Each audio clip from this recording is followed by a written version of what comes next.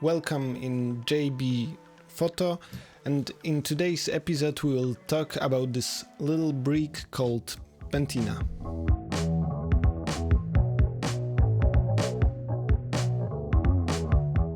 In the last episode I was unpacking some analog photography equipment that I found in my parents' basement that was sitting there since, I don't know, something like 15 years, and I hoped that I'll make this equipment useful. Of course, I promised that if some of this equipment will work, I will make some review and show you some photos that I took with it.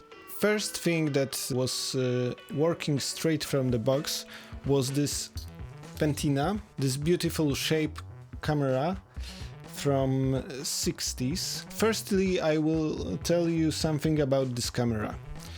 This camera is from 1962 or 3. It was made in Germany by the same factory that Praktika. The camera is a little bit weird because I think it's for left-handed people.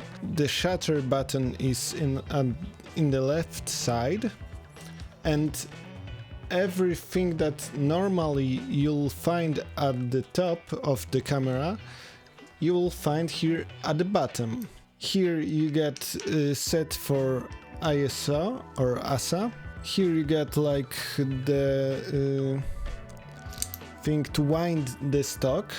It's funny because you need to pull it up and then hit to this hole, and then you can twist it.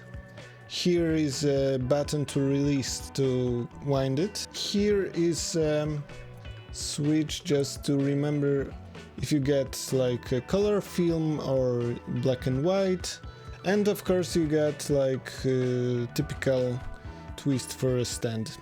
The winding of the film is also at the left side. You're winding it like this, and then shutter release button.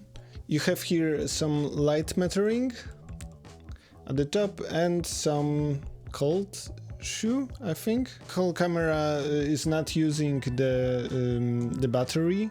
It got no electronic in it, only mechanical inside. Here you get the sensor for light metering. And where do you set your time and aperture? Here. Like in small cameras, like half frame, you get two rings. One is time and second is aperture. And of course here you get focus, like normal focus. The lens is a Carl Zeiss lens Jena 50mm 2.8. It's specific, but I like it. And this lens is not fixed lens. You can change it like this. That's why here's another ring. But it's very hard to find another lens. I would love to have 35mm for this camera, but everything is working really well inside. When I took the pictures, they all look really good, so I don't think there's a problem with aperture.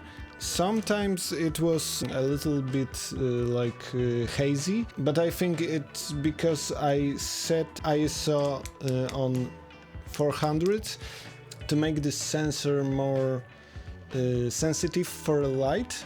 The result was that some picture was underexposed, so maybe it's because the lab tried to push the stock and make it brighter. I don't know. Maybe it's old camera and maybe it gets like this specific that some pictures are hazy. What else can I say? The shutter is really special. I will show you why. The mirror is covering the film and when you push the shutter it's opening and then the shutter is closing. Yeah, it looks like this. And when you make the picture, you can't see anything in the viewfinder because the shutter is closed and it's in front of the mirror. So if you want to take another picture, you need to do this first and then you can look in the viewfinder. Beside of that, inside you get like small thing here. It's for a shot counter to set it manually at 0 when you start shooting your film. So let's look at the photos. I made some street photos and I made some portraits.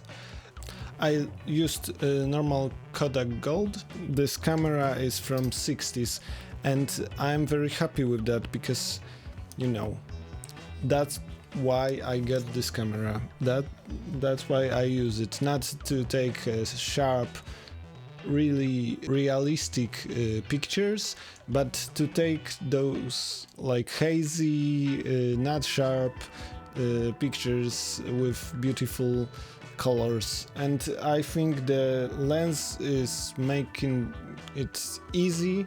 I didn't expect that there will be so much character in those pictures. It's really cool. Only one thing that was hard was a focus ring, because it was really hard to twist it. And after taking those pictures, I used some lighter liquid to make it go smoother. It's not very smooth.